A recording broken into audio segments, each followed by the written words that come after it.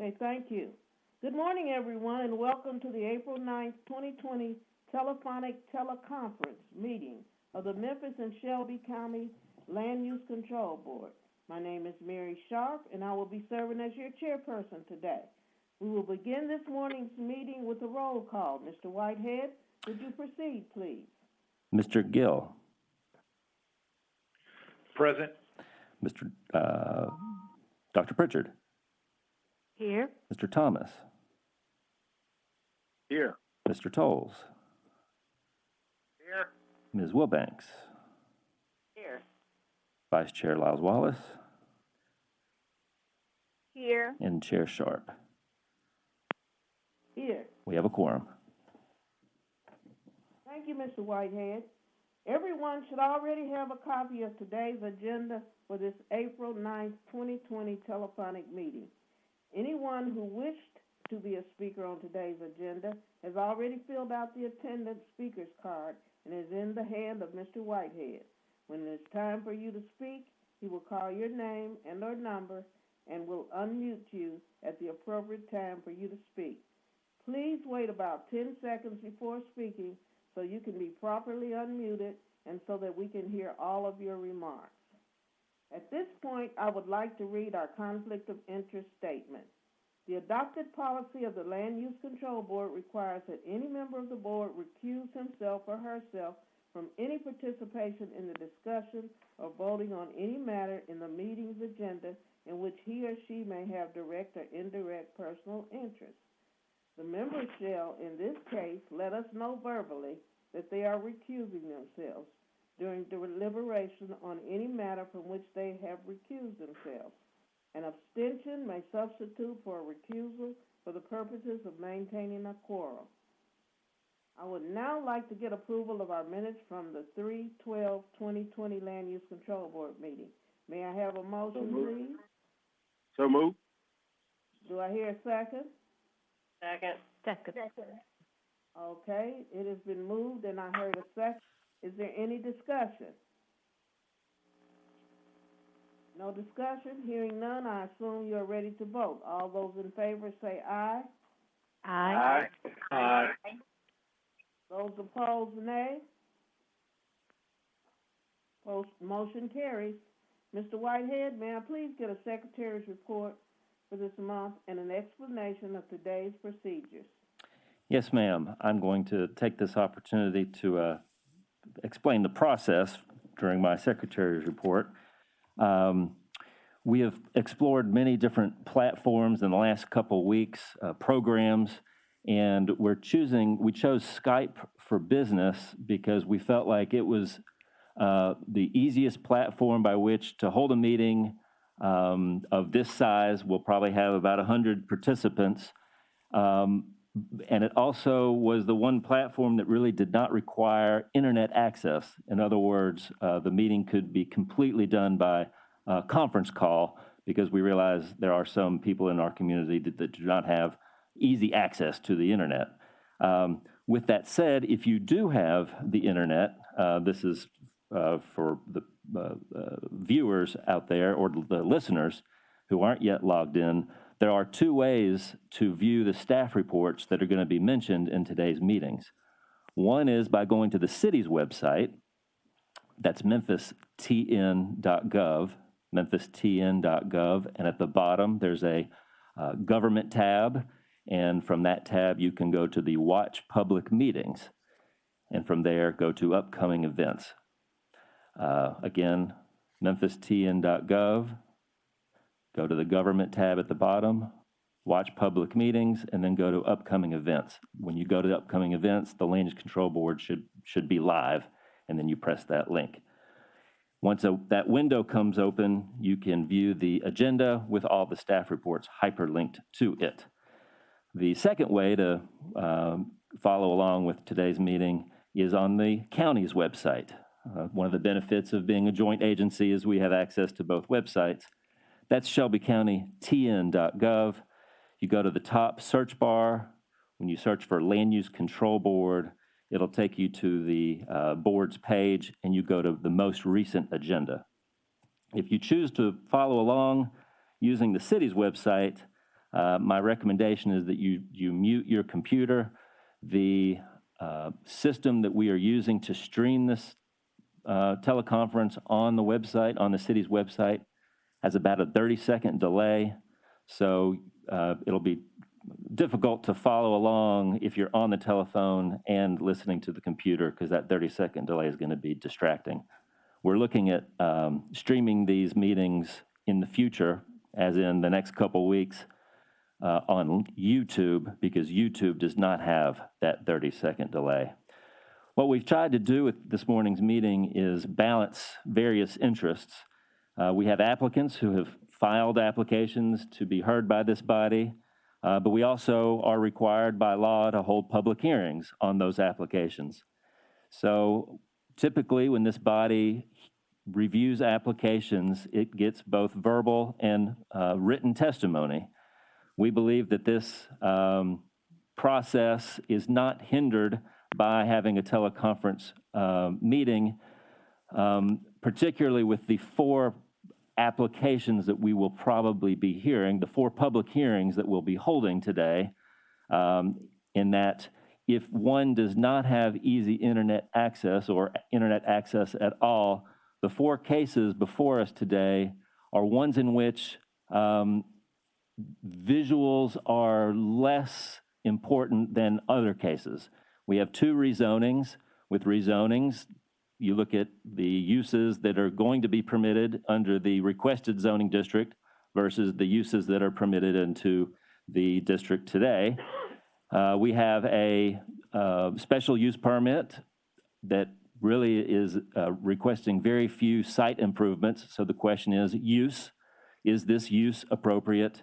And lastly, we have a case that deals with lot size. There's really no site plan associated with that. 2 lots, 2 narrow lots where one more rectangular or square lot exists today. However, with that said, if any board member feels that this forum is inadequate to hold a public hearing, my recommendation is that board member make a motion to hold the case by a period of increments of 30, right? We usually hold cases for 1 month, 2 months, or 3 months in order to have a public hearing. My recommendation is we do increments of 30, since we have no idea when we will have in-person public meetings again, and we'll just take it month to month. So again, if a board member does, in his or her heart of hearts, feel like this is an inadequate process, my recommendation would be make a motion to hold, we'll vote on that motion, and we'll move to the next case. This is an unprecedented time, obviously, and through my many years of experience with the Chancery Court, zoning cases go to Chancery Court, and it's the perfect forum for zoning cases. Chancery Court is a court of equity, right? There's really no hard and fast rules in many ways. What the Chancery Court is looking at is what was the fair, equitable process. So again, if a board member feels that this is an unfair process, I believe that that decision to hold would be upheld in court. Finally, I did mention to a neighbor on Garland that I would make a note of this. It was brought to my attention that some of the mailed notices for that case were mailed to former owners, and I told him that I would report to the board as of today the returned envelopes that we have received.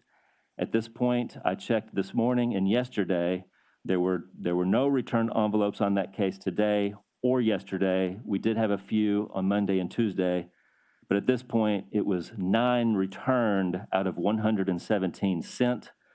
That's a percentage of 8%. 8% is well below the 25% that the code requires a rehearing or a re-notification.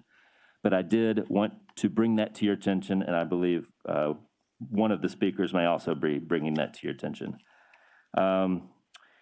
With that, I wanted to make one more mention. We will, when we call out the speakers, obviously we will engage in our normal process where the applicant is heard, then supporters, and then we go to the opposition. We have a few cases with a high level of opposition. So what I'm going to do is go through those numerically by phone number. That is probably the most fair and equitable way to do this. If you have a low number, maybe a Mississippi area code, so you're 662, you might get sent to the head of the class, and you know that a spokesperson is behind you, you may want to just make your comments brief because our rules allow 10 minutes per side. I think we'll probably go over that. The chair does have the discretion to go over that 10-minute threshold, but I am confident given the level of participation, even if we doubled or tripled that number, we would probably not get through everyone if they took an extensive amount of time. The caveat on that statement, going through numerically, I'm going to call on elected officials who want to speak on a case first. And I think we do have a case on today's agenda where that is the case. So, Ms. Wilbanks, this is the time ordinarily where I announce the consent agenda. And I will go through this slowly with both using the agenda item number and the case number so everybody can follow along. I know some people prefer one over the other, so we will mention both. When I am completed with this, if any board member has any questions or would like to have a more thorough discussion on one of these items, we can pull that off consent and proceed from there as we ordinarily would. So, with our consent agenda, the purpose of the consent agenda is to, in toto, in one motion, approve a block of items where there has been no requests for speakers cards, A, or B, no written opposition that we've received. So that starts us with agenda item number 1, which is PD 97-364. That is an increase in shopping center sign area at 2324 North Germantown Parkway. Ms. Wilbanks, this is a consent item as approval. And for the audience's edification, the body can both approve items on the consent calendar and hold, and we will be doing both of those. That brings us to item number 2, which is PD 08333. That is 12 townhomes on the west side of Appling, south of Dexter. We are requesting, and I think the applicant is amenable to, a 1-month hold. So if that is on the consent agenda, it'll be as a 1-month hold. Number 3, a 2-lot, number 3 is PD 2002, which is a 2-lot residential development on Irvin, 5455 South Irvin. Again, that is a request for a 30-day hold, a 1-month hold. So if that is on consent, it'll be as a 1-month hold. Agenda item number 4, which is S2006, that is south of the Forum. That is 6 townhouses at the northwest corner of Pontotoc and Turley. If that is on the consent calendar, that'll be an approval. Agenda item number 5, S2007, that is a 5-lot commercial subdivision at Summer and Old Summer. Like the one previous to it, that would be consent as approval. Items 6 through 19 are a series of alley and street closures in the depot area that are the companion case to a rezoning, which is agenda item number 27. We have had no opposition on these street closures, so we can approve these on consent and then proceed to the zoning case later on this morning. But those are listed here, agenda item 6, SAC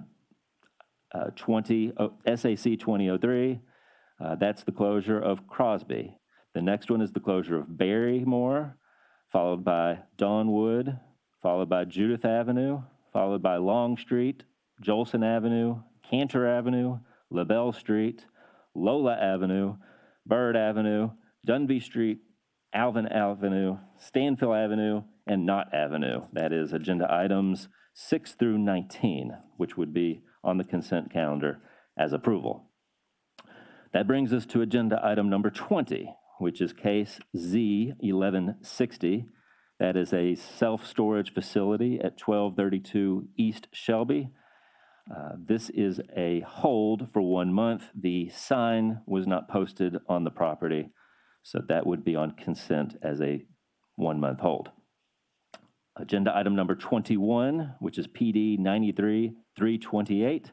Again, a indoor self-storage facility, this time 2324 North Germantown Parkway. This had a sign posting, but the applicant would like to revise the site plan and send to the attention of the neighbors. So that too would be consent as a hold. Agenda item number 22, which is PD 09302. That is a 51 single-family development on the south side of Macon, just east of Houston Levee. That is a consent as approval. And finally, with regard to our consent calendar, is agenda item number 23, which is PD 2001. That is a 4-lot townhouse structure at Barksdale and Nelson, where 8 till 8 once stood. That is a consent as a hold. Just for everyone's knowledge, items 24 through 27 will have full public hearings. And I'm being delivered a note here. Okay. So, Madam Chair, that concludes my discussion on the consent calendar. Okay, we will go on to the consent agenda with Ms. Wilbanks in a minute, but then I'm going to go back and read all of the information regarding the regular agenda about how many minutes everybody has. So, since you've already done the consent agenda with our procedures now explained on that, I would like to introduce Ms. Lisa Wilbanks, who will be this morning's consent agenda chairperson. Ms. Wilbanks will read those items 1 through 27, which will be on the consent agenda, and those items where requests have been made for public hearing will not be placed on consent except for those cases that will be held in abeyance until future meetings. Ms. Wilbanks, will you proceed, please? Yes, ma'am. Mr. Whitehead, just for clarification, I'm just needing to read item and case number, and that's all, correct? Yes, since I gave a description earlier. Okay, very good. All right, move to approve item number 1, case PD 97-364. Item number 2, case PD 08-333. Item number 3, case PD 20-02. Item number 4, case S20-06. Item number 5, case S20-07. Item number 6, case SAC 20-03. Item number 7, case SAC 20-04. Item number 8, case SAC 20-05. Item number 9, case SAC 20-06. Item number 10, case SAC 20-07. Item number 11, case SAC 20-08. Item number 12, case SAC 20-09. Item number 13, case SAC 20-10. Item number 14, case SAC 20-11. Item number 15, case SAC 20-12. Item number 16, case SAC 20-13. Item number 17, case SAC 20-14. Item number 18, case SAC 20-15. Item number 19, case SAC 20-16. Item number 20, case Z1160. Item number 21, case PD 93-328. Item number 22, case PD 09-302. Item number 23, case PD 20-01. Okay, thank you. We have a motion on the floor to approve that consent agenda of cases 1 through 23, either as approval and or hold. Do I hear a second? Second. Okay, I've heard a second by Dr. Pritchard. Is there any discussion? Is there any discussion? Hearing none, I assume you're ready to vote, and we're going to do individual votes. Mr. Gill. Aye. Vice Chair Liz Wallace. Yes. Dr. Pritchard, Yes. Mr. Thomas, Yes. Mr. Tolles, Yes. Ms. Wilbanks, Yes. and Chair Sharp. Yes, 7 ayes. okay? So motion carries on the consent agenda. Thank you very much. We're going to move right along to the regular agenda, but before we do that and go to Dr. Pritchard, I'd like to read the procedures for the regular agenda. For each case on the regular agenda, the OPD staff will give a staff presentation. This will be followed by the applicant's presentation and any testimony from others who support the application. The applicant and supporters will be given a total of 10 minutes. Following each speaker, the chair will ask the board members if they have any questions for that speaker. Next, the opposition will be given a total of 10 minutes to present their case, and that's 10 minutes, no matter how many you got speaking on the opposition. Following each speaker, the chair will ask the board member if they have any questions for that speaker. Finally, the applicant will have 3 minutes rebuttal period under the same rules. Following all the presentations and after all parties have been heard, the chair will ask if the board Thank you. members have any additional questions of anyone who spoke. Then the chair will close the public portion of the meeting and entertain a motion on the matter discussed and then vote on the application. If an applicant or any speaker would like to be heard after the conclusion of the public hearing portion of the case, or if a board member wishes to hear any additional comments from any party for additional clarification, a motion will need to be made along with a second, and then a 2/3 affirmative vote of the board is required to reopen the public hearing portion of the agenda item. If the public hearing is reopened, both the applicant and the opposition will be allowed an equal amount of time to provide additional testimony. After the additional comments, we will revert back to the original motion to close the public hearing portion of the case and deliberate and take a final vote. Okay, now we're going to go on to again, if any member of the audience wishes to provide testimony in support or in opposition to a case, he or she should have already filled out the speaker's card, and of course, we have a copy of the speakers. One more announcement before we go to the actual regular portion of the meeting. The Land Use Control Board is a supporter of community involvement, and we welcome neighborhood comments and feedback. We are respectful of the fact that many of you have taken off of work. I don't know about that, but you might be at your desk. You might have adjusted your work schedules. You might be sitting at the kitchen table like I am, or you might be at Starbucks coffee. But we know that you are very sincere about being able to come in on this telephonic meeting, and you want to be heard today. But we ask that your comments be made within the time frame allowed. If there are multiple speakers, please try not to be repetitive with your side's limited time. Lastly, I'd like to ask that all silence your cell phones if you're not on your cell phone, so as not to interrupt or disturb anyone, because the phones will be unmuted as people speak, and we could still hear those phones. With all of that being said, I am ready to go to Dr. Pritchard for the regular agenda. Thank you, Madam Chair. We'll go to agenda item number 24, PD 20-03 Evergreen, 2-lot residential plan development at the west side of Garland Street, 319 Garland, plus or minus 60 feet south of Peach. Staff recommendation is rejection. Okay. Staff recommendation is rejection. First of all, is the applicant present? Is the applicant present?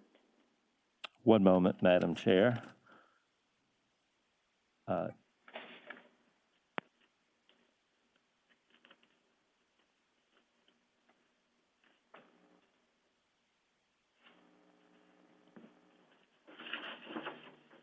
You see it?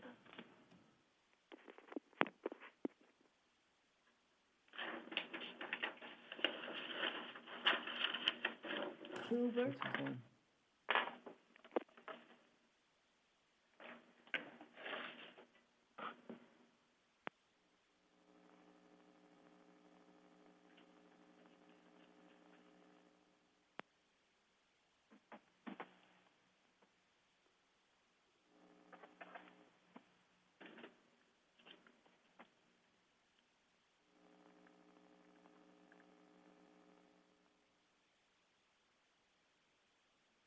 Madam Chair, I do not see Mr. Hoover in the queue, and neither does Mr. Penzis. Why don't we roll to the next agenda item while we give him an opportunity to call in? That is going to be agenda item number 25. And Madam Chair, I did want to make note that Mr. Fleming has joined us. okay, thank you.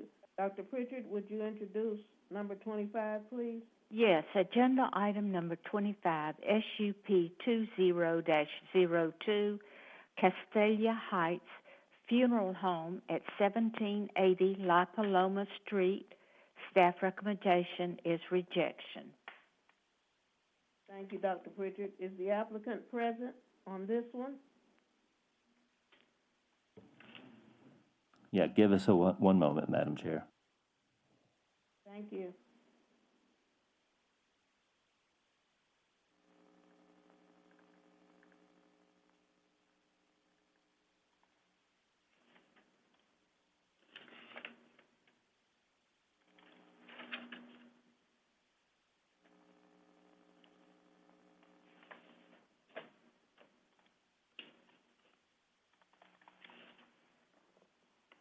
Oh, no, wait.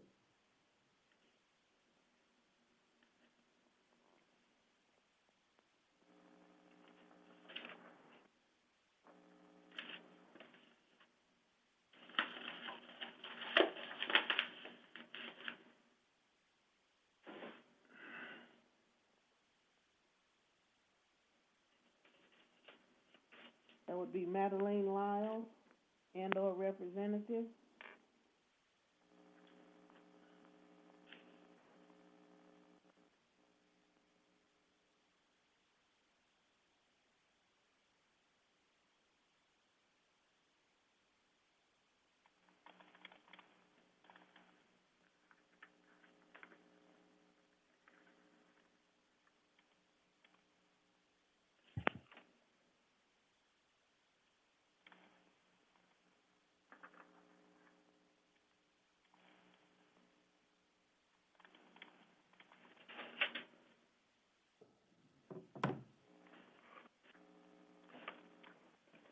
Hello.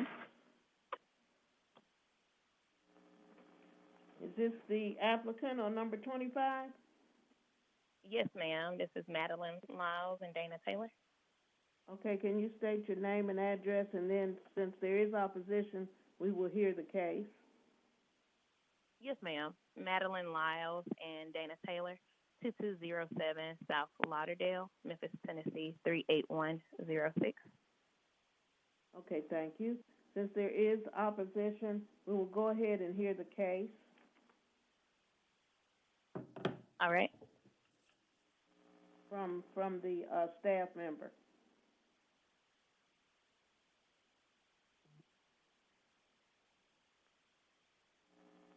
Thank you, Madam Chair. I'll take the lead on this staff presentation. This is a request for a funeral home in the Castalia Heights neighborhood at 1780 La Paloma. This is located in an island of CMU commercial zoning that was probably developed in the early stages of the development of this neighborhood. The specific location is in the bend of La Paloma as La Paloma proceeds south or north towards Carver Avenue. The CMU1 zoning district is the lowest intensity zoning district, and its purpose and the purpose of its predecessor zoning districts, immediately predecessor zoning district was local commercial, it's been called neighborhood commercial, and it's gone by various other names, is to serve pedestrian traffic and to a limited degree, some vehicular traffic. Most of our CMU1 zoning districts are indeed tucked away in the middle of neighborhoods as they were developed, at least in neighborhoods like this, as they were streetcar suburbs or early automobile suburbs. The purpose of the special use permit process is to allow the Land Use Control Board, but more specifically the Memphis City Council, an opportunity to look at a host of uses. They may or may not be appropriate in a particular zoning district. What does that mean? The CMU1 zoning district, while often tucked away in residential neighborhoods, is more often found along our commercial arterials. There are many parts of Poplar Avenue, for instance, and Lamar Avenue that are zoned CMU1. At the same time, there's also a lot of CMU3 zoning along those streets. It just depends on the width of the lots, the proximity to major intersections, et cetera. So when the zoning code, both the current zoning code and the one before it, and perhaps the one before it, called out which uses, such as funeral homes, require specific, what we call special use permit action by the city council, is to make a determination on whether that special use is appropriate in that zoning district, right? Because not all CMU1 zoned properties look the same. Some are on busier streets than others. And that is really the basis for our recommendation of rejection, Madam Chair. We believe that since this is a very narrow street and a narrow street at a curve in very close proximity to residential structures, most of which are single-family homes, that a high vehicular intensity use, such as a funeral home, would indeed impair the general safety, health, and welfare of the community. That's like our big test for zoning cases.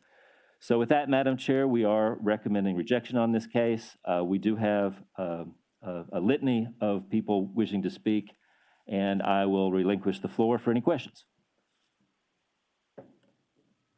Any board members have any questions right now for Mr. Whitehead? Mr. Whitehead, this is Darrell Thomas, is this near, I'm trying to picture the area I may have missed when they put the map up, where old Sanders Construction Company building was? There was a construction business in this very building. I'm not sure if that's exactly where this is. If you're familiar with... Is it a red brick? I'm sorry? Is it a red brick building? Yes, sir, with 3 bays. Yeah, okay. And Yeah, there's a church right next door in the pie-shaped lot? Yes, that's it. Yes, sir, that's I know it. exactly where it is. Thank you. All right. Okay, thank you. We now have the applicant. You can make your presentation now, and you have 10 minutes, and we have one person of support, so we'll get that person to speak at the same time, and then we'll ask you questions before we go to the opposition. So the applicant, Ms. Lyles or Ms. Taylor, you now have your chance to make your presentation, 10 minutes, together with your one supporter. Okay, thank you. There should be 2 other supporters on as well, but just to get started, first, I guess we would like to start with the issue of the traffic. We do have an excess amount of parking spaces available to our use in this area, as well as in addition to the proposed parking spaces that we have directly on the property. We also have an agreement with the church that is located right directly next door to us with 10 to 15 additional parking spaces, and also with the building on the corner that we have acquired with approximately 10 additional parking spaces as well. So that definitely exceeds the required amount of parking spaces for the type of business that we are trying to open. And in reference to adverse effects in the neighborhood. Funeral homes are regulated by code enforcement, and we are required to have biohazard pickups. So the trash that we have, the biohazard trash that we have, is not put outside with the regular trash. And there also is a backflow system that funeral homes are required to have. So that does not make sure that the plumbing does not intertwine with the plumbing of the residents in the neighborhood, and that is regulated by code enforcement as well as MLG&W. They do come out and they make sure that it is in place and working properly so that there is no interference. And as far as the other matters of traffic conditions, we also have came up with a plan for speed bumps as well as providing security during evenings of high traffic, as well as placing cones in place in different areas to ensure that there is no parking in front of any residential houses that are directly next to the funeral home. And there is also a garage at the funeral home that encloses all of the business activities of our funeral home. So there will be no viewing or no exposure to the public of any type of business that will go on inside of the funeral home. So there should not be any type of substantial or undue adverse effects directly on the community, and there should be no matters affecting the public health, safety, and general welfare of the community.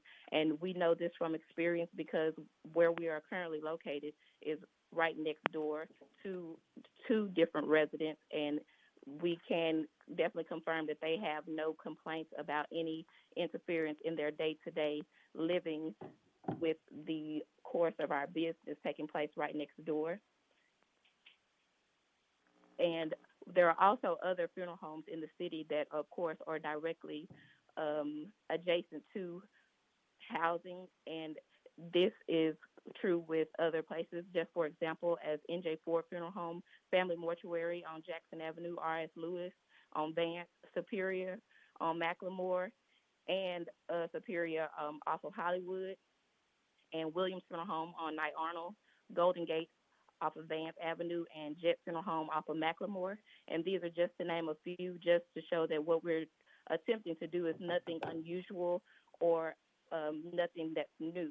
And funeral homes are definitely have always been part of the community, and this has taken place over the past century, that funeral homes have been placed into residential neighborhoods. And by this building already being zoned commercial, we don't feel like that what we're doing is unusual, and we feel like we will go the extra mile to accommodate any concerns that the residents in that area may have. Okay, thank you. I'm assuming this was Ms. Lyles speaking. Does Ms. Taylor have anything to say? Dana Taylor. That was Dana Taylor speaking, and Ms. Lyles, she may just want to touch upon it. Okay. Then I see we have a couple of supporters. Mm-hmm. Mr. Whitehead, are you going to unmute the supporters? We needed all the names prior to the meeting, so we only have the one, Ms. Doris Jones, and I think she is on the line. Okay, Ms. Jones, we'll ask you to speak before we have the questions from the board. And this is the other day, too. Yes, ma'am. Good morning. My name is Doris Jones. Can you hear me now? Yes. Can you hear me now? Yes, your name and your address, please. Yes, ma'am. Good morning, everyone. My name is Doris Jones. I reside at 1744 South Barksdale, 38114. And I am a supporter of the Afterlife Mortuary Services, and I live within 1 mile from the proposed site. Should I continue? Or whatever you want to say within the 10 minutes the applicant has. He's already used. Yes, ma'am. 5.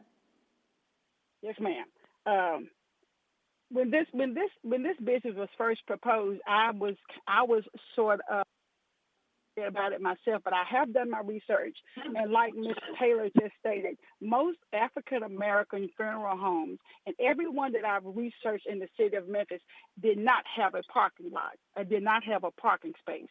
But these type of businesses have always been mainstays in our communities. Another thing about this afterlife mortuary services, that these ladies are the first African American to own a funeral home service in Memphis, Tennessee. So we're standing on the very verge of making history. I live in Castalia. My family I actually own the property that I live in. It is my home house. We have been a mainstay there for over 60 years. And I have gone to the site, looked, walked, and I understand some of the concerns about the parking. But when you look at the site on the very side of the building, they will have access to at least 50 parking spaces. Funerals and buildings don't last all day and all night. They're very fluid. People come in, they leave, they sign in. But I do understand the concerns that people may have. Over 40,000 African American funeral homes are registered in the United States, and only 20% are owned by African American women. Also, studies show that 65% women attend mortuary schools, but only still 20% actually own businesses. I live in this neighborhood. I work in this neighborhood. I'm an educator at Hamilton High School, so I am very entrenched. I don't live somewhere else and work somewhere else. I live right here. Some of the programs that these young ladies have already, and I'm not talking about what they're talking about doing, but they've already proven and have shown to be able to partner with some of our youth in our community. And we are a community that's on the upswing, and we are trying to revitalize. But I don't see a lot of businesses kicking down the door to buy that property. One of the buildings that they bought had been vacant since 1980. It was abandoned. It was an eyesore, and we have enough of those type of dilapidated, vacant businesses in our communities. I am not discounting how other residents may feel, but I think these young ladies deserve a chance. I think they deserve an opportunity to come into our community, and we try to work because what they have done, they have shown themselves to be transparent in what they need to do and what they're trying to do. Castalia is an underserved area, and when I look at some of the other data about placing funeral homes and what should be considered, the average size parking lot spaces available on a new funeral home is only 25 to 30. So we already know that they've already exceeded the amount of the average parking spaces that are available on new funeral homes. These young ladies have been featured on every social media, every TV, every newspaper, because of what they are attempting to try to do. And I think the biggest consideration that we should be given when we are placing any type of service in the community is what will it do for the constituents and the citizens that live there. So if it is a funeral service, the most consideration should be given to the bereaved families. And this is my hope and my prayer for the Land Use and Board Control, that we do not make a decision based on fear and based on what may happen and what possibly happen. If we, Madam Chair, every there are funeral 30 home seconds left. All right, thank you. And if we really look at what's going, and if we make a good look at some of the funeral homes that have existed and where they began, none of them had parking spaces. None of them had parking lots. So my hope is that we will allow these young ladies to come into our community and actually make history for us. Thank you very much. Okay, thank you. Before we go to the opposition, board members, do you have any questions of the applicant? Any board members have any questions right now to the applicant? Chair Sharp, Libby Pritchard, I'm looking at the map. Do the proposed owners also own the lot just to the north and the lot just to the left of it? Do they own all three of those lots? Hello? Hello? Yes, ma'am. We currently don't own the church in the middle, but we do have 1924 Hearst Avenue. Yes. Thank Yes, you. we do. The church, yes, ma'am. We also have two other speakers who did get correspondence or responses from Ms. Shelton, so they should be available or able to speak because they're on the line with us now. All right, thank you. Well, Thank they you. had to have gotten their speaker's card in early enough to be on this list, so they Yes, can't ma'am. speak. Okay, It more was questions 2 or 3 from days our, ago. more questions from the board members for the applicant and or supporters? Any more questions? Hearing none, we're gonna go on to the opposition, and, Mr. Whitehead, I will put that in your hands to unmute as you see fit. Yes, ma'am. The first person up on board is Councilwoman Jamita Swearingen. Thank you very kindly, Director Whitehead, and thank you so much to the board for this opportunity. This is the district, Castalia Heights. This is the district and community where I was born, raised, and still reside today. I was under the weather at the time of the public meeting, but was able to look at it through a live stream.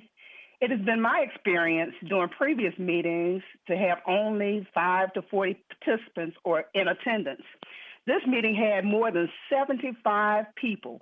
The majority of the constituents were in opposition, maybe 5 to 10 for this project.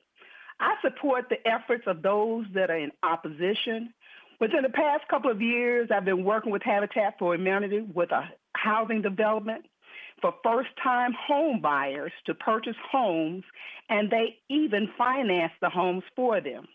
Families recently moved in during the Christmas holidays. We will begin to develop 8 more homes in the near future. Next to this project of the funeral home is an active church.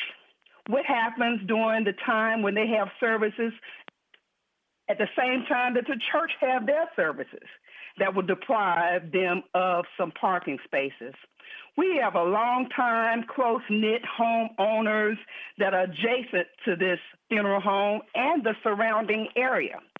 It has been brought to my attention areas for concern for a funeral home in a residential area. Property values.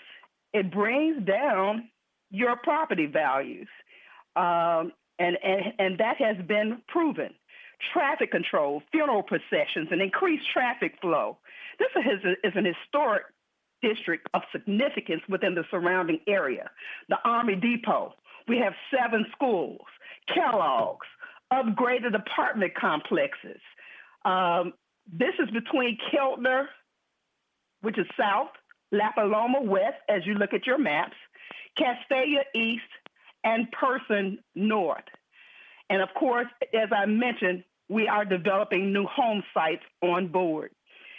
Formaldehyde and mercury form embalming of bodies are carcinogens and hazardous to health. It pollutes the air, the water, sources of soil. And we've had that already with the Army Depot just south of that, where they have radioactive materials that have created health complications, and people in the surrounding area have gotten cancer, and that has been confirmed and proven. And many of us, which are online now, know those individuals who are no longer with us.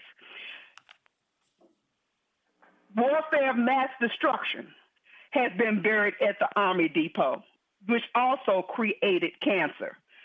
So we have the exposure to those carcinogens and hazardous materials with the funeral home. We have the burials of the Army Depot that has already proven that it causes cancer. We need no more of that. According to the MSN Real Estate, one of 7 threats to home value is a funeral home. It is listed under together with a power plant and landfills. Some funeral homes, as they mentioned, don't have parking lots, but they don't have houses that are adjacent to them either. We all love the privacy of our own homes, and I'm sure that most of us would not like to live next door to a funeral home. The City Council will not be hearing cases that are controversial or require deliberation until perhaps even July. However, I will do all that I can to share the sentiments of my constituency for my colleagues to be in opposition of this funeral home being implemented into this well-knit, well-close, historical neighborhood where the streets are very refined and where we've already had health problems because of the Army Depot. Thank you very kindly for your time. Thank you. Mr. Whitehead, the next person.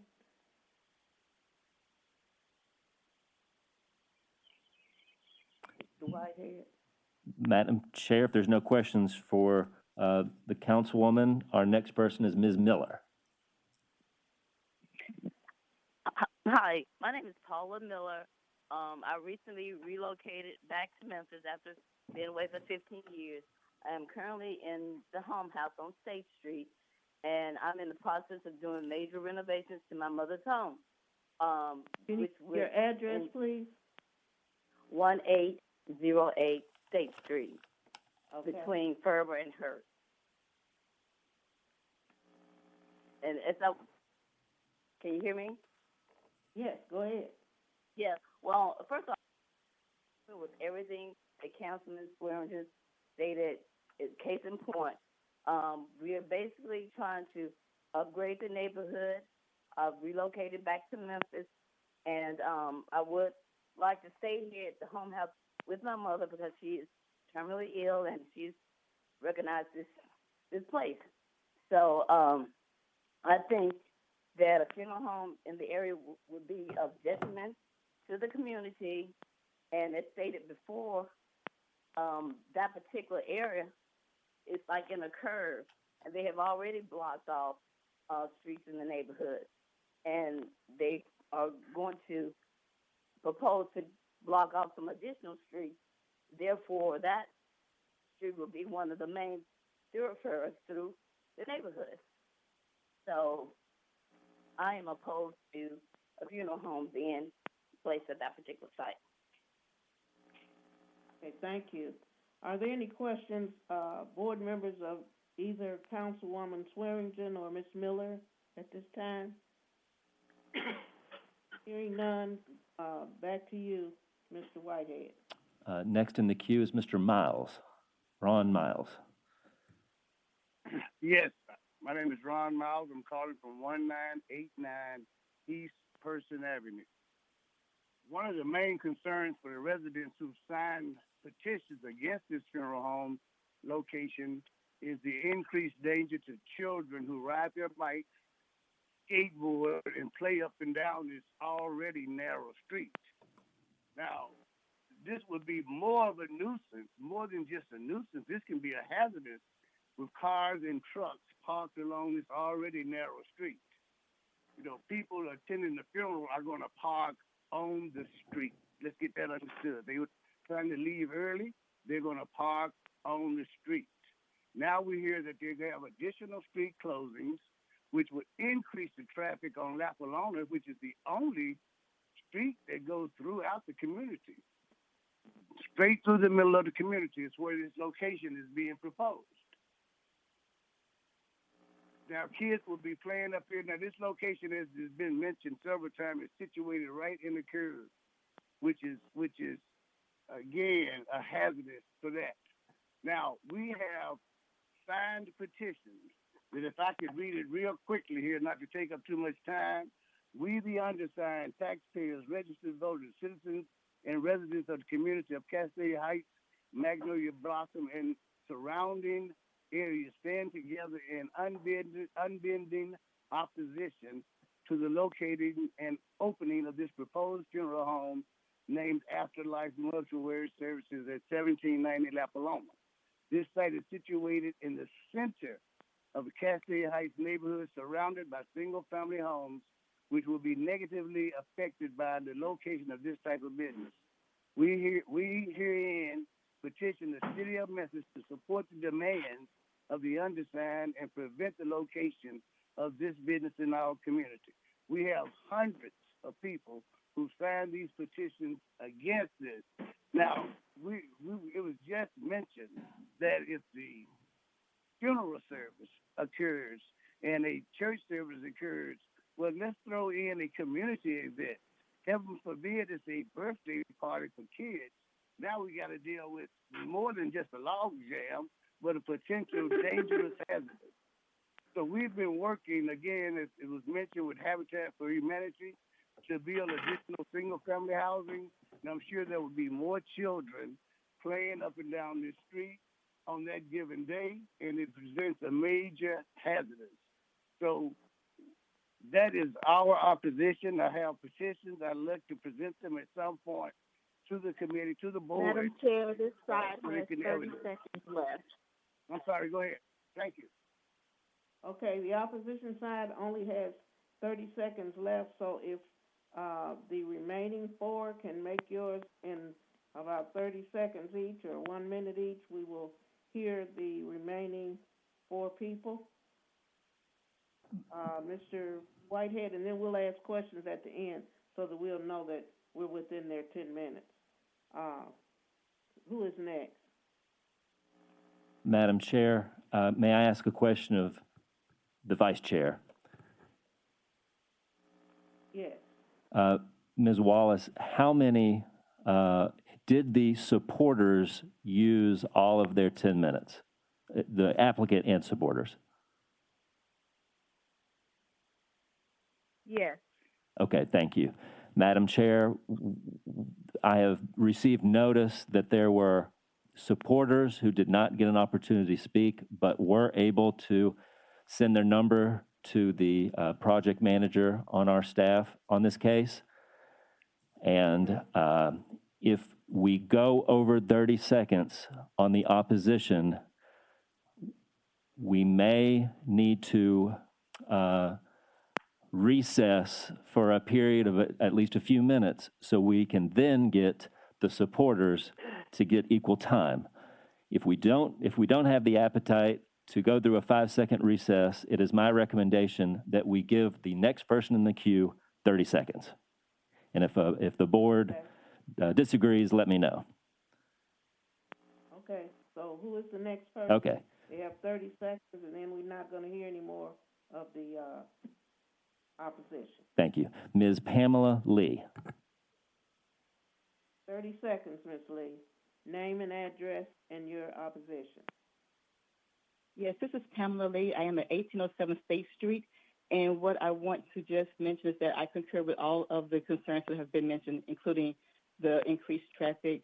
The petition has already been signed, the danger to the children in the community, and the decrease in the home value. Thank you. Thank you. Okay. That concludes the presentations of the opposition. Board members, do you have any further questions of anybody that has spoken in opposition to this case? Are there any further questions? Okay, hearing none, we will go back to the applicant for a rebuttal of what you have just heard. You have 3 minutes for your rebuttal. Applicant. Yes, ma'am. So the other people that are supporters, they will not get to speak, although they did have their numbers. Okay. Well, just in rebuttal of what everyone is saying, the buildings have been vacant for several years. The building that we are speaking about today has been vacant for at least 5 years, and the other building on the corner that we acquired has been vacant since around 1990.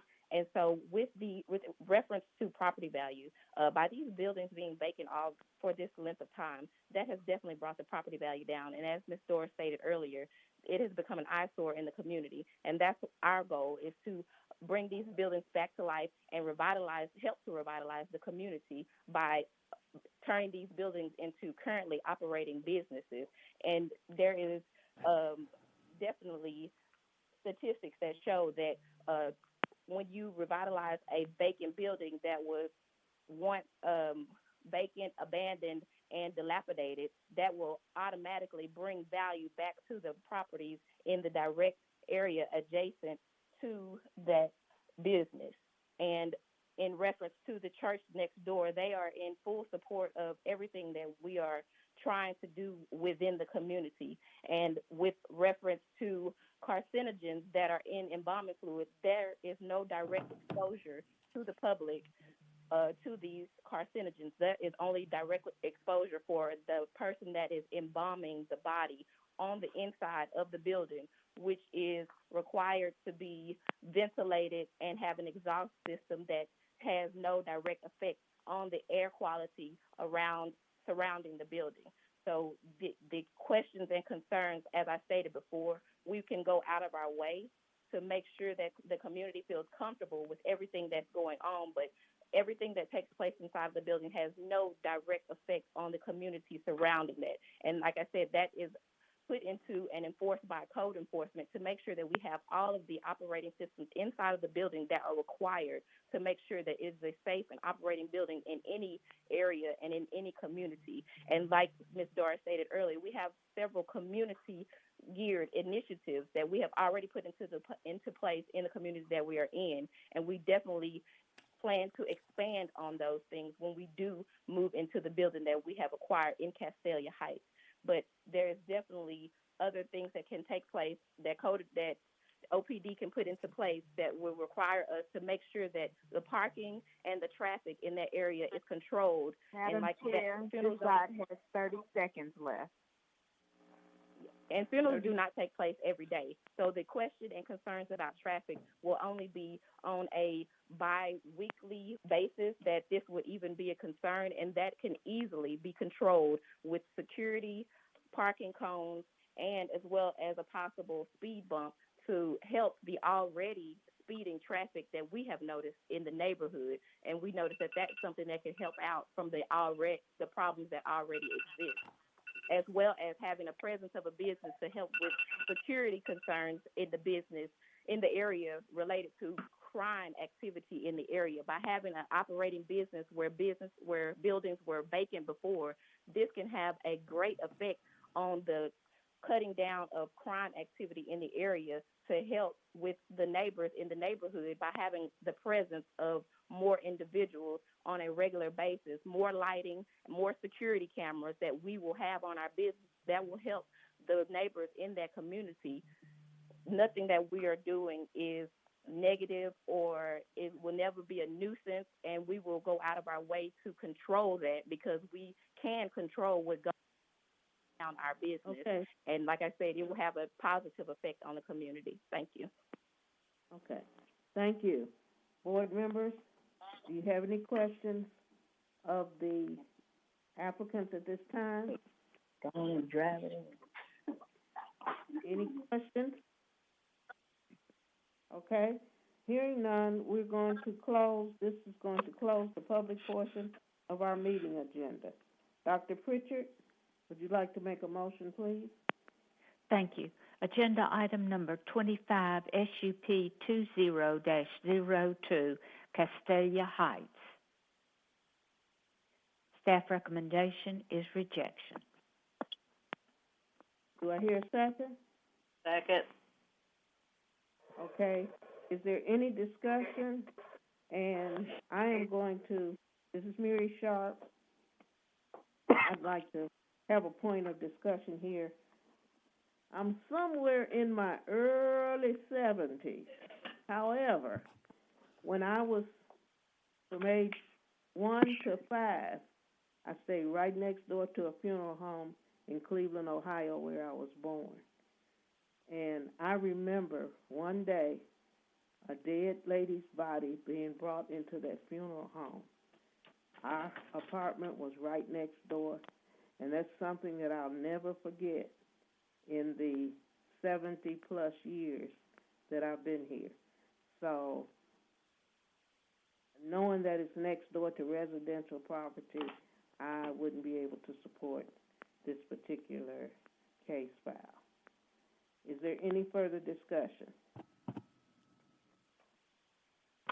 Is there any further discussion among the board members? Hearing no other discussion, I assume you're ready to vote. Those in favor say aye. Those opposed, nay. Nay. We will Nay. have. Nay. Well, Madam Chair, I Okay. think we can forego the roll call. I have 0 yays and 8 nays. Okay, motion fails, I'm sorry. Dr. Pritchard? Madam Chair, do you want to go back to agenda item number 24 or Yeah. forward to number 26? That would depend on Mr. Whitehead. Are the people for number 24 here? Yes, yes, ma'am. Mr. Hoover is on the line. He is the applicant on number 24. Okay, All Dr. right. Pritchard? Yes. Agenda item number 24, PD 20-03, Evergreen. 2-lot residential plan development at the west side of Garland Street, 319 Garland Street, plus or minus 60 feet south of Peach Avenue. Staff recommendation is rejection.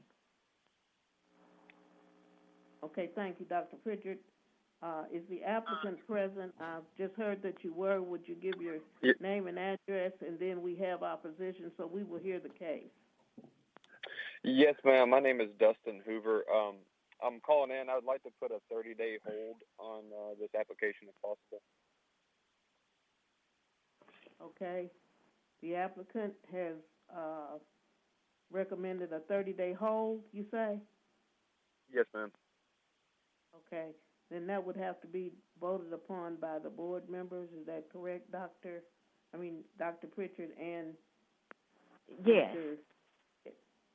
Okay. Madam Chair, I move Yes. that we hold agenda item number 24, PD 20-03 for 30 days. Do I hear a second. Okay. I've heard a motion and a second. Is there any discussion on item number 24? Is there any discussion? Hearing none, I assume we're ready to vote. Are we going to do a roll call or a regular? I'll do a roll call. All in favor say aye. Okay. Aye. Aye. Aye. All opposed, nay. Motion carries. Thank you. We will hold that case for 30 days per Mr. Hoover and per our board. Thank you. Dr. Madam Pritchard? Chair, agenda item number 26, Z20-02, Capleville, reclassification of 41 acres of vacant property at the northwest corner of East Holmes Road and Malone Road from conservation agriculture to employment light industrial district. Staff recommendation is approval. Thank you, Dr. Pritchard. The applicant here. Is the applicant present on the phone? Yes, this is Scott Abbott with Panacea Development. Okay, you gave me your address? Yes, ma'am. 500 Bay Point Drive, Gallatin, Tennessee. Okay, thank you. There is opposition on this case, and so we will hear the staff report. I believe Mr. Bacchus is on the line. Mr. Bacchus, may we have the staff report? Mr. Bacchus, can you hear us? Good morning, Madam Chair. Yes. Thank you. Good morning, Madam Chairman, the members of the board, and all who are present or listening at this point. I don't have the presentation up on the screen. If someone could do that for me, I'd appreciate it on the online version. The applicant is Panatoni Development Company, represented by the Reeves firm. The application is for a reclassification of 40-plus acres of property located in the southeast portion of the Memphis and Shelby County. Within this area is a host of warehouse and distribution facilities including other terminal truck-related facilities. This is a property that is on the northwest corner of Malone Road and East Holmes Road. It's currently a vacant tract that is heavily wooded, including other tracts within the area that are also available for redevelopment. However, in the past 20 years, we've seen an abundance of warehouse and distribution facilities located within this southeast corridor. It is primarily an employment center, and the staff has recommended approval of this application primarily because the predominant zoning in the area and surrounding this property is also an employment district, which is our new light industrial district. This area is, as I stated earlier, it's located within a heavily industrial area. There are a few properties. This is probably the last remaining property at this immediate major road corner that is currently zoned conservation agricultural. It does have a floodplain district that runs along the southeast corner of the property. This 40 acres is included for a development plan that illustrates a warehouse building to continue the land use patterns of the area. It's industrial reclassification. We believe will become a logical extension to the employment district zoning directly adjacent and south of and east of this property. Future land use of the property, it is consistent with the Memphis 3.0 comprehensive plan, and the request, coupled with land use in the immediate area, is compatible with current development trends for employment land uses. With that, Madam Chairman and members of the board, the staff has recommended approval of this application for a reclassification of property from the Conservation Agricultural District to the Employment District, which is our light industrial district. This is the staff report reveals or illustrates a copy of a concept plan that includes a large unlimited area warehouse building. I assume that will be the first phase of the development, which will take place at the immediate corner.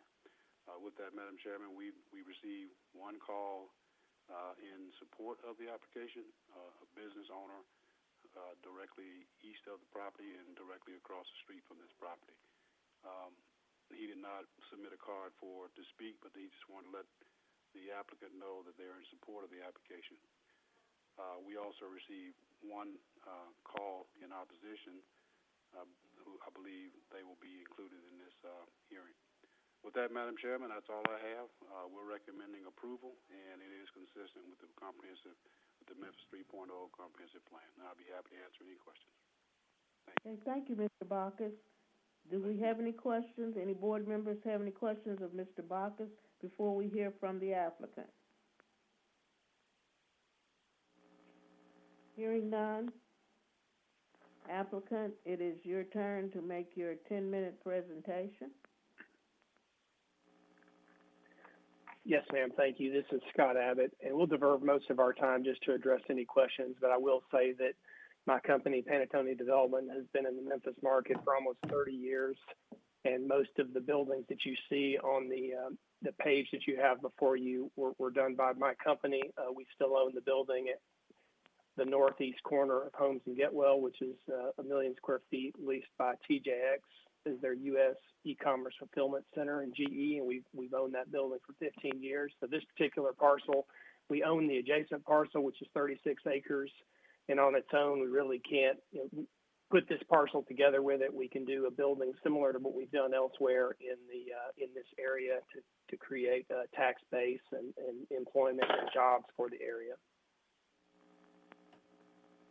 Okay. Anything else? Okay, any board members have any questions of the applicant at this time? Hearing none, I assume we're ready for the opposition. Mr. Whitehead? Yes, ma'am. We have Charles Belinky. Mr. Belinkley, would you state your name and your address, and you have not to exceed 10 minutes. Thank you, Mr. Whitehead and Chairperson of the Board. My name is Charles Balenki. My address is 5019 Wellshire Avenue. I oppose this project for a number of reasons. Initially, procedurally, there was no neighborhood meeting held, and that is a good reason to put this off until after the situation and public meetings can meet. Also, I believe that the mailed notice was deficient, only going out on March 27th.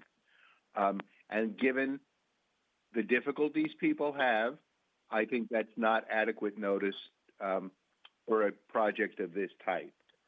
So those are my procedural arguments. Substantively, I believe that we need to preserve agriculture in Shelby County. Agriculture is a part of what Shelby County is. It's even on the seal of the county, and we are losing agriculture at a rapid rate. There's hardly any left inside of the city of Memphis. I believe that agriculture is very necessary because of the economic upheaval we are going through, and that it is financially viable. If the board is willing to continue this for a month, I can bring witnesses, an urban farmer and the head of a nonprofit who can explain how farming a site of this size can create a lot of employment and can also generate a good return to the landowner. So there is no economic hardship in refusing this, or at least continuing it, in order that other people who did not get notice have a chance to comment. Particularly, I want to talk about the fact that right now we are witnessing catastrophic upheavals in both distribution and agriculture. There is no assurance that there will be trucks and trucking available to bring the radishes or acorn squash or broccoli that we need in our supermarkets in 3 months, in 6 months, in a year. More importantly, farm workers are an endangered species. The available supply keeps going down. They are tremendously at risk for COVID. And so we need to develop local agriculture where people who live in Memphis can be employed to work there, as opposed to migrant farm workers who often have to live in temporary and unsafe conditions and travel in very crowded transportation. I also think, well, those are really my main points. I guess the only other thing I would mention, no, those are my main points, and I think that there are enough unknowns in terms of the economy and an inadequate notice to the neighbors and other constituents in the city that the board should hold this for 30 days. Thank you. Thank you. Board members, do you have any questions of Mr. Balenki? Board members, any questions of Mr. Balenki? Okay, hearing none, the applicant has 3 minutes and some, because you gave some of your minutes. You didn't take your whole 10 minutes. You have time for rebuttal. Yes, ma'am. Thank you. This is Scott Abbott. I would add as a rebuttal as it relates to employment and impact to the Memphis economy for this site, as it currently has been sitting as a wooded site, as opposed to the potential redevelopment that we would suggest. We currently own the building and have for over 15 years. That's just to the two buildings to the east that I referenced earlier. And as an example of what this site could be if it's developed for the intended use, which is consistent with all the buildings surrounding it, there are over 700 jobs that were created in that building. And we are currently paying over $1 million a year in property taxes to Shelby County and Memphis combined over the past 5 years. It's a total of $4.7 million in tax revenue to the county and the city. And as I said, hundreds of jobs that are in the critical supply chain and distribution business, good jobs. And the current land, the annual taxes are $756 combined. So the opportunity to develop this, create jobs, create a tax base consistent with the other buildings, that would be our rebuttal. Thank you. Thank you. Board members, do you have any questions? Mr. Abbott, do you have any questions of Mr. Abbott? Hearing none, we are going to close the public portion of our meeting. Dr. Pritchard, if you would make a motion, please. Move approval of agenda item number 26, Z20-02. Second. It has been moved and second. Is there any discussion? Is there any discussion, please, on item number 26, Z20-02? Hearing none, I assume we're ready to vote. Will we do a roll call vote? Sure, and I have one note about the procedural elements of Mr. Belenke's testimony. Mailed notice was delivered 2 weeks in advance of this meeting. I have the slightly arthritic feeling in my right hand to prove it. And on this kind of case, a rezoning that is not in conflict with the neighborhood plan, a neighborhood meeting is not required under the Unified Development Code. So I just wanted to make those 2 quick points on the procedure that we underwent for this meeting, or for this case. With that, and Mr. Norcross is with us, so we'll start with Mr. Norcross. Yes. Dr. Pritchard. Yes. Mr. Fleming. Yes. Mr. Gill. Yes. Ms. Wilbanks. Yes. Mr. Tolles. Yes. Vice Chair Lyles Wallace. Yes. Mr. Thomas. Yes. And Chair Sharp. Yes. 9 ayes. Thank you. Motion carries. Thank you very much. Dr. Pritchard. Agenda item number 27, Z20-03, the depot, rezoning of 66 acres north of Chargene Park from R6, single-family residential, to EMP, light industrial, companion case to the SAC case. Staff recommendation is approval. Thank you, Dr. Pritchard. Is the applicant present? Yes, Madam Chair. Dedrick. Hello? Go ahead. Hello, Dedrick Brittenham. Okay, address? 3385 Airways Boulevard, Suite 229, Memphis, zip code 38116. Okay, thank you, Mr. Brittenham. I represent the applicant. Yes, okay. Since we do have quite a bit of opposition here, we are ready to hear the case. Yes, ma'am, this is Josh Whitehead again. Mr. Penzis is managing the phone calls, so I will present this item. This is a rezoning from the current residential urban duplex district and the residential single-family district to the employment district.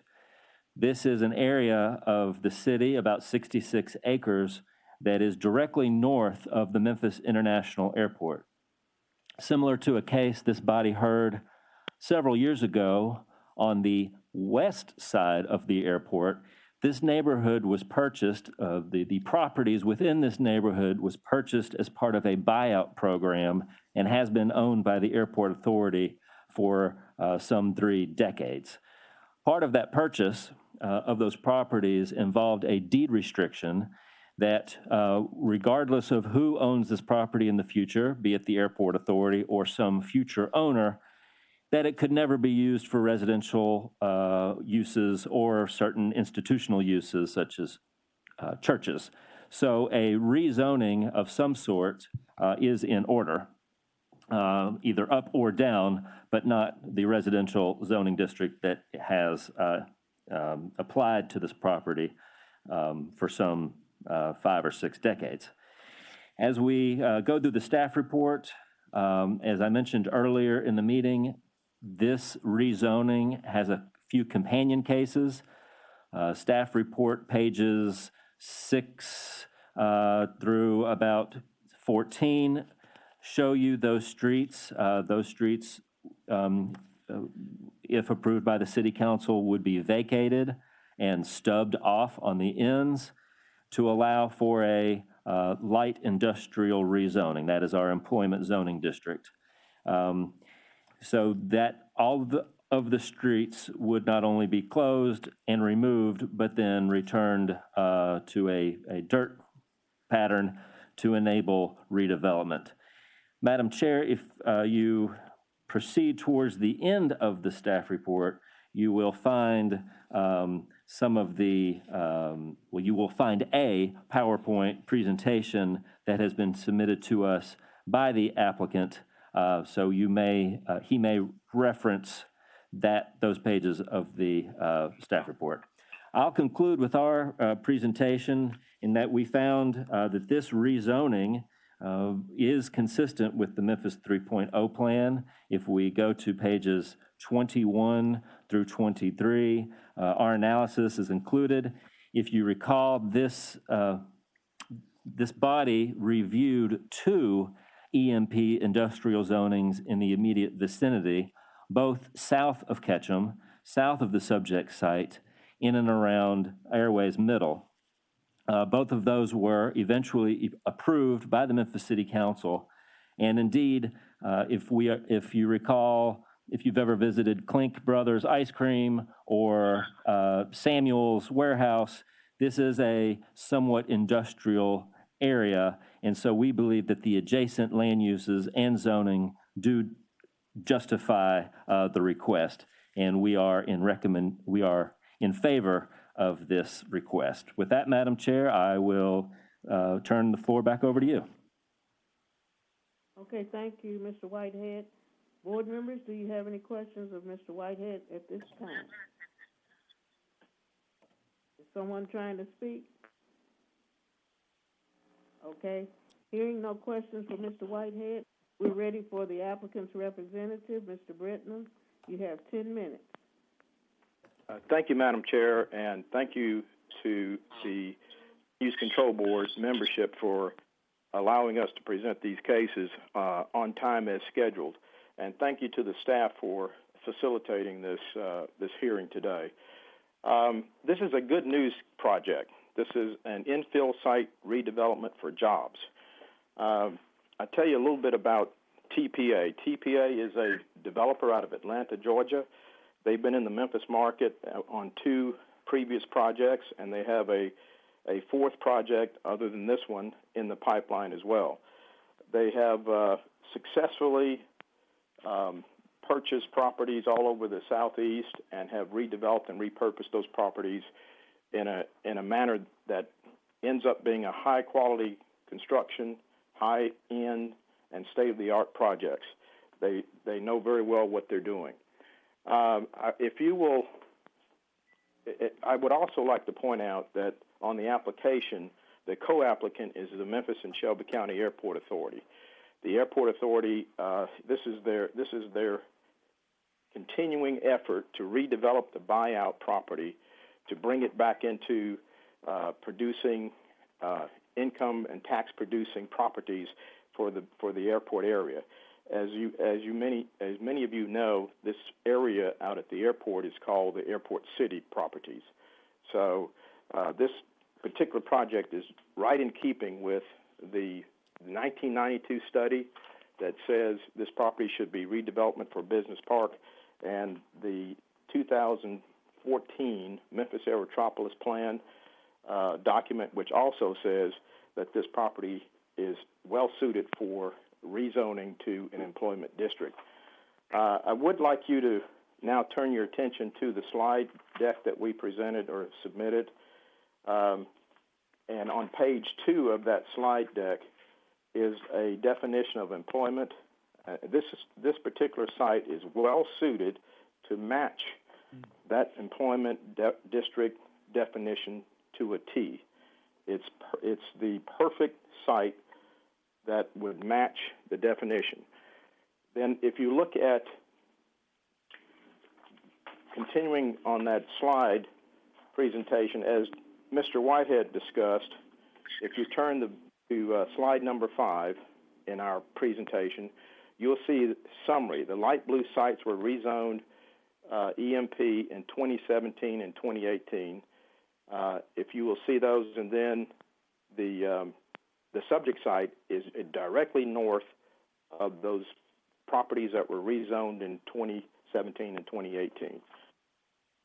Moving on through the slide deck, I would like to bring your attention to the page number 11 that has the key development typographies.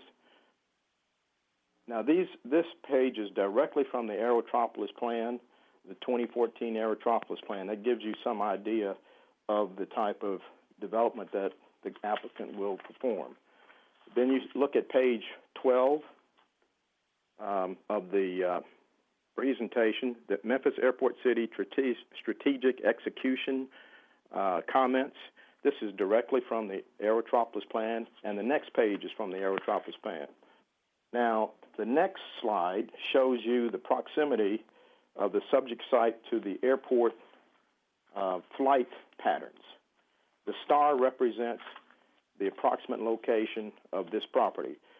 This is the primary reason the FAA and the Airport Authority bought out this particular property in the 1980s, and as Mr. Whitehead said, residential is forbidden on this property from now on, as long as the airport is in place.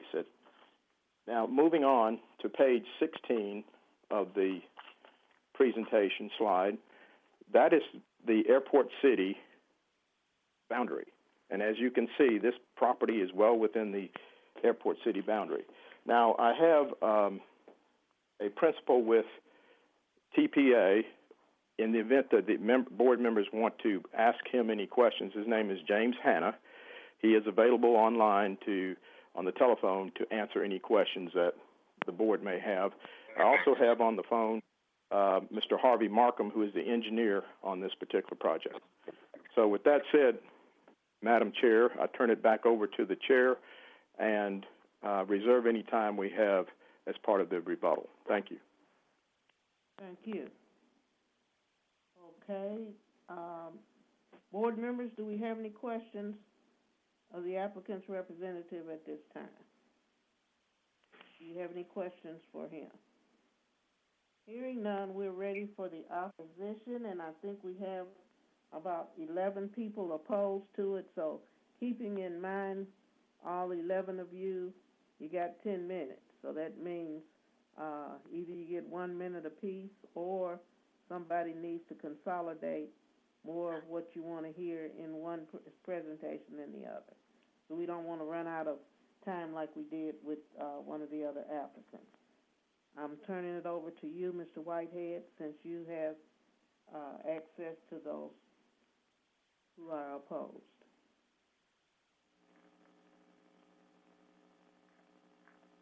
Mr. Whitehead? Okay, sorry, Mr. Penzis had me on mute. Our first speaker is Florence Friesen. Yes, this is Florence Friesen. Now we're speaking. Am I to speak Need your now? address. Oh, my address is 2794 Bird Avenue, 38114. Okay. Go ahead with your presentation. The 11 of you have... Okay, my was concern of the school there at that area. They supposed trying to rezone, and I think that won't be a good place for that. And we already have the containers trucks going by the school, and they started this get the company over there. It'd be double trucks, so I don't think we need that in our neighborhood. Thank you. Thank you. Next, do we have Ms. Gwendolyn Mitchell? Mr. Whitehead?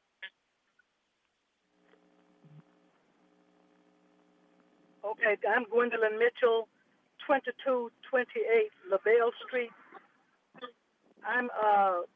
My concern is how my home is right on the corner of where they're going to start placing the industrial warehouses, and I think that it's very unfair to leave us there when this area was considered just started being a crime area. They did it in the 80s and 90s and moved everybody away and left us sitting on the corner. Okay, the other one is traffic. There will be a lot of traffic from heavy trucks all night, all day, the noise, and the crime will go up. And our home has already been devalued before. Now we're losing any value that we could have in our homes, especially those of us who have done renovations to our homes to even try to live there. You've been promising us that you were going to do something in that area for 30 years, over 30 years now, and it hasn't been done. I think it's very selfish for you to come in and try to put in this. It may be a good idea, but there may be about 6 or 7 of us who need our homes bought out of that area. So that's what that's my concern. Thank you. Thank you. Mr. Weber? Yes, I just feel it shouldn't be put in this area because you still have homes and you still Can I have your address, Mr. Weber? I'm sorry, 2821 Alvin Avenue. Okay, go ahead. My concern is that you still have homes in that surrounding area, and you have a school there, and, you still have children, and that's a lot of trucks and traffic. Like Ms. Bryson said, you had this container yard down here at the end of Ketchum, and that's already a lot of trucks coming through. You got speed bumps, and that's all we hear all day and night, just about just the trucks rumbling through the area. And so I just feel it's not a good idea to put that in at this time. Thank you. Thank you. Madam Chair, we have a few people not on the line, so we're going to have to skip down on the list. Ms. Stella Flake is next. Okay, I'm sorry. I'll refer to you from here. Ms. Flake? Yes, Stella Flake, 2756 Johnson. And I'm opposed to the uses of that land for the redevelopment because of the schools and the traffic and the devaluation of our property. Okay, thank you. Mr. Whitehead, who's next? Ms. Irene Harris. Ms. Harris, your address? Ms. Irene Harris? Is this Beatrice Harris or Irene Harris? I'm Irene Harris. Yes, Irene. 2814. Irene. Okay, 2814 what? Bird Avenue, 38114. Okay, go ahead. Okay, I agree with Ms. Freisen and Mr. Weber, and I'm also concerned about the closing and the vacate of the property streets there, which is on Bird Street. So those are my main concern, that closing of the street. Thank you. Okay, thank you. Whitehead? Mr. Charles Belinkie. Mr. Belinkie? Hello again. Hello again. My name is Charles Belenke, 5019 Wellshire Avenue. First of all, I want to apologize if I gave the impression that the mailed notice was not legal. Mailing on March 27th does meet the minimum legal requirement, but I don't believe it gives adequate actual notice because of the whole COVID circumstances that we're living through. In addition, I think that this particular site, because of its proximity to so many neighbors, should be put over in order to have a genuine neighborhood meeting. While the report makes it seem as if this is largely in an industrial area, it is in fact surrounded on the southwest, the west, and the north by residences. And there are a lot of residences that will be affected by the kind of heavy industrial use that they're talking about. I wanted to point out that if you look at the map on page 13, it's apparent how many homes there are around there. Also, the report, I believe, is slightly disingenuous in saying that this is compatible with 3.0. 3.0 does not identify industrial as either a current or future use for this site. At least that's now how I read page 21 of the report. So basically, I think, again, the board should hold this for 30 days and make some effort to have some sort of neighborhood meeting, if only a Zoom meeting, that the city council representative would have an opportunity to get the input from the neighbors. And so I think that, again, there are other uses that may be profitable for this property, and the sensible thing to do is to hold this. Thank you. Thank you. Mr. Whitehead? Ms. Annie Hudson. Ms. Hudson, if you give us your address as well. Yes, my name is Annie Hudson. I'm a resident at 2477 Cantor Avenue, zip 38114, and I've lived in this house for 42 years, and my concern is that the children that go to Airways Middle School, what about their safety? And our property values will be decreased again because of the rezoning, and it was decreased when the airport bought out the area, and I just feel that it would be unwise. And then why can't the area where the old Hunter fan be utilized for industrial? Because it's just lying vacant.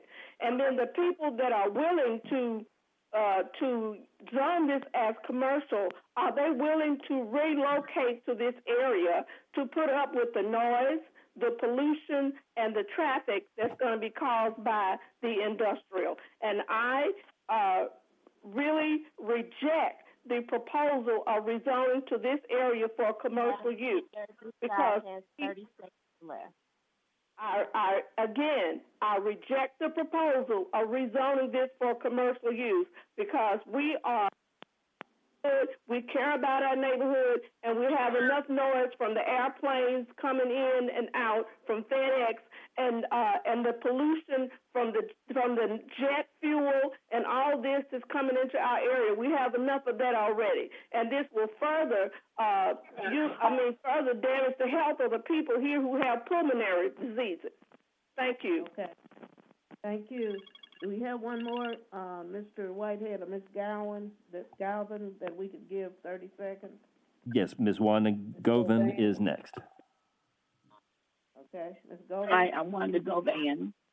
My address is 2551 Dwight Road, Memphis 38114. The borderline of this property that they're proposing to rezone is in my backyard. That is not something that you would want in your backyard either. The noise that it generates is only going to multiply. That defeats the purpose of the airport buying out the property because of the noise. And rezoning it to commercial is going to add more noise. We don't need dump trucks and 18-wheelers and manufacturing noise in my backyard. Please look at it from the point of view of the people who live here, not just from a business point. And it affects all of us. And I just oppose it, and I wish you all would look at it from that point of view. Thank you. Thank you. All right. We have heard from all the opposition that we can. Any of our board members, do you have any questions from any of the opposition? I tried not to stop each person because that would have added to their minutes. Do we have any questions of the opposition? Hearing none, we are ready for the rebuttal of the applicant's representative. Thank you, Madam Chair. The opposition has stated basically 4 different categories of concern. Shelby County Schools is the first listed concern. As the board may remember, Shelby County Schools was an applicant to rezone the Shelby County Schools property on the south of Ketchum to employment district. That was approved by the by the City of Memphis City Council in 2018. So the Shelby County Schools property is now currently zoned employment district. As to the traffic, this site is already on Ketchum Road, and the orientation of this particular development will be to Ketchum Road. The state of Tennessee, if you look at our presentation slide deck, the state of Tennessee is already in the process of redesigning and redeveloping the I-240 interchange at Airways. It's 2 minutes away from this particular property, and the state of Tennessee is spending $42 million to redevelop that interchange. So the traffic will be addressed by the state of Tennessee and the redevelopment of that interchange. As to the property values, this is part of the national trend to take jobs to the people, bring jobs to the people who need and want jobs, and that's going to be for this particular neighborhood. That's the national trend. The Mayor Strickland, when he first came into office, his position was, let's redevelop the city. Let's bring more people and more jobs back to the city. This site and the 2 sites that are south of Ketchum Road will be a magnet for jobs, hundreds, maybe thousands of jobs.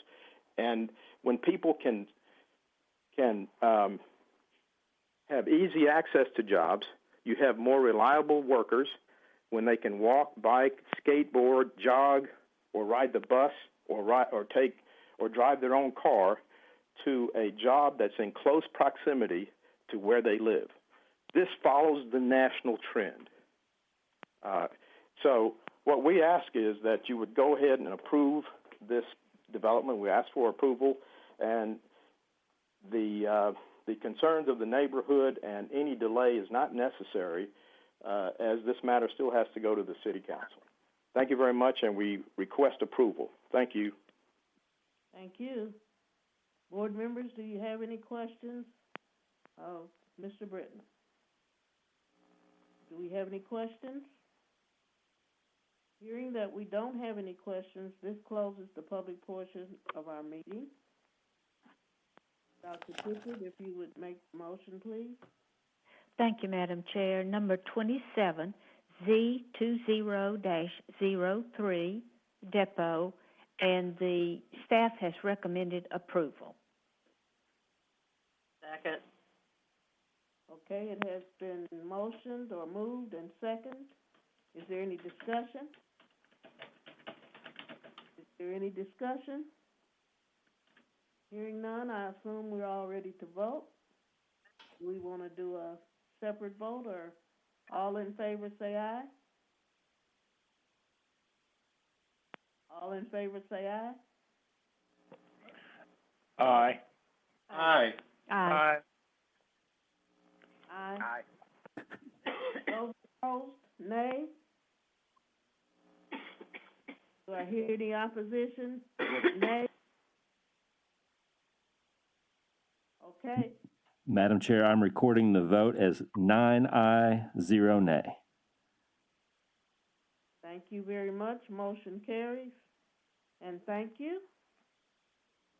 And I'm assuming, arguendo, if we don't have anything else, that this concludes our meeting of the Land Use Control Board of April the 9th at 11:23 a.m. Thank you, everybody, for our experimental / successful telephonic meeting. Thank you, everybody, and especially the timekeeper and the muter and the board members and everybody that participated. Thank you.